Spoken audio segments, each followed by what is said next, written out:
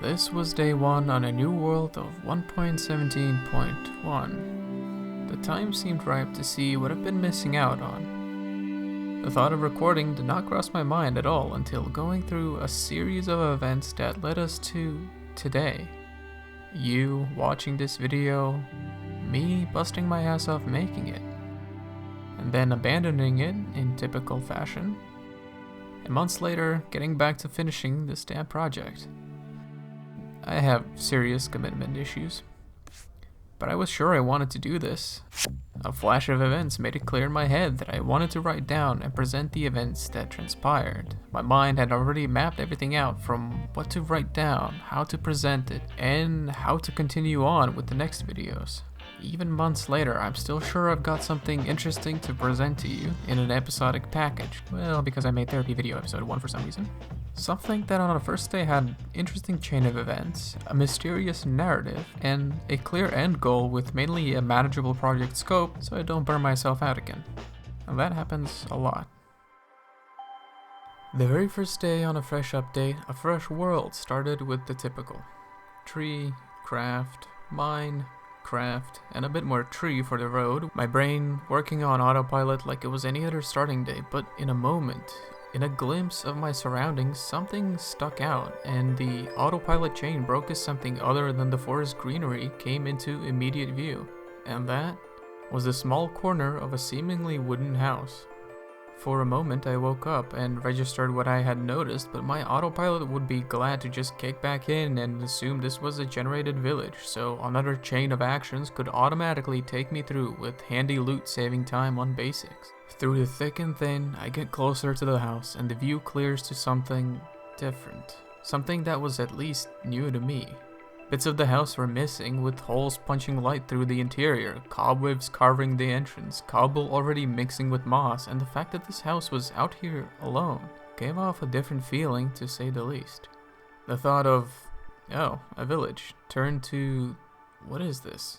And like a moth to a flame, I went in for a closer look. There wasn't much, but a feeling of this being odd.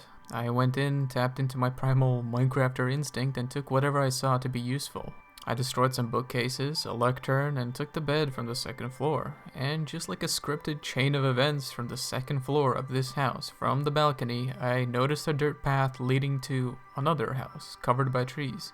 So I followed the path from one to the other, feel as if this one house was an isolated event, but the following house seemed abandoned too. The wonder of what's going on here accelerated as the view past the second house revealed the village I expected to see, but wholly abandoned. The theme of wreckage continued here. The torn houses, cobwebs, and moss in this village were accommodated by a new oddity, and that was a sinkhole tearing through the desolate village.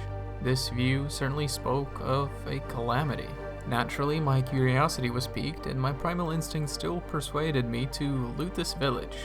Compared to any other situation, my looting had become much slower. I hadn't spam jumped across like a madman, sprinting from house to house and taking absolutely everything I can carry.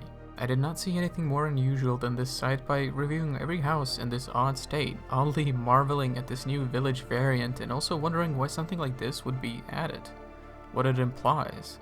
The village by design was the same as others that would get generated around here, suggesting the origin of these houses hasn't changed, but the new state suggested that there was a narrative idea behind it. Just like the mysteries of 11 and 13, there was not a single living or dead villager, no trace of them, except for one small enclosure with 2 cows.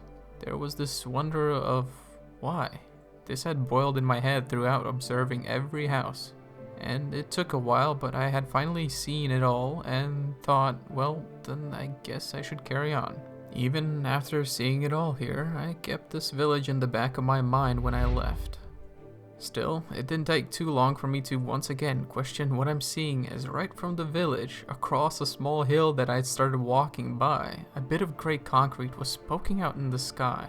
Just like the bit of oak wood roof in the forest greenery, these irregular things immediately catch the eye and beckon to be investigated.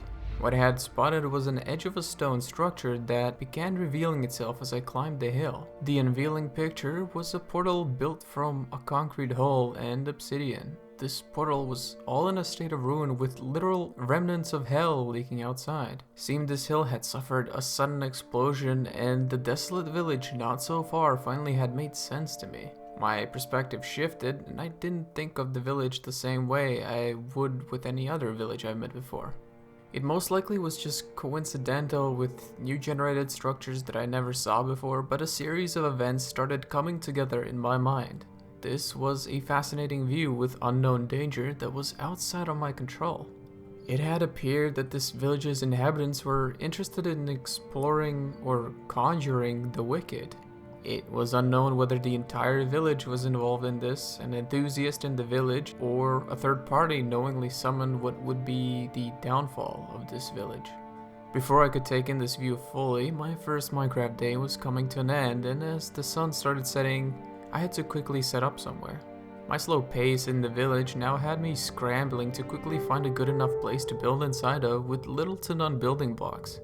Luckily, the small hill I had come over to see the portal had a dark pocket for me to build inside of and call my home.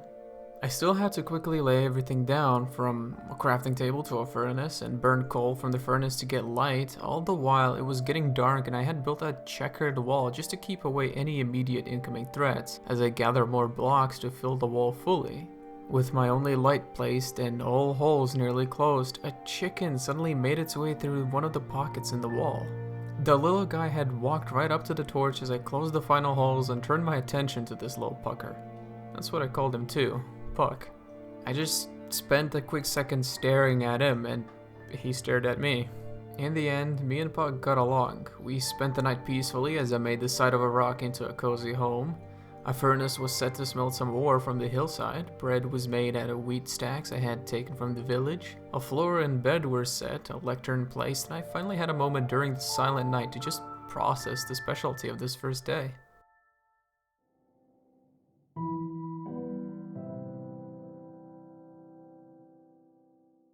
By morning I was ready to set out and finally explore past my spawn area. But first, I had to do something.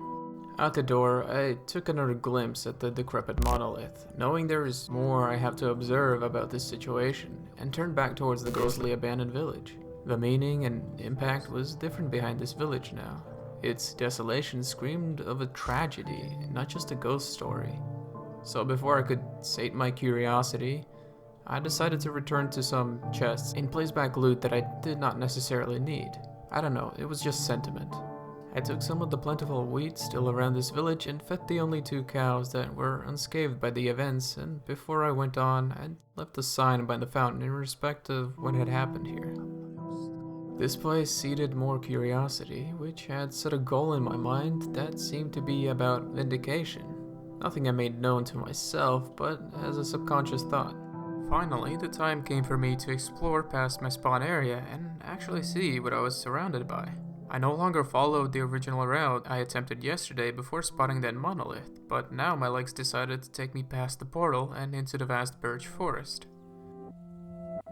The setting with shaders was peaceful as the scenery of infinite birch was sliced by a small river, which I decided to follow, and the light palette of white, green, and blue was contrasted by the yellow dots of bees. I never realized that up until now I haven't really seen a bee on my own. I must have been stuck in past updates far too long. A bit of time went by as I collected wood and mined exposed coal by the river, and halfway through the day I came across a small ravine slicing open a hill.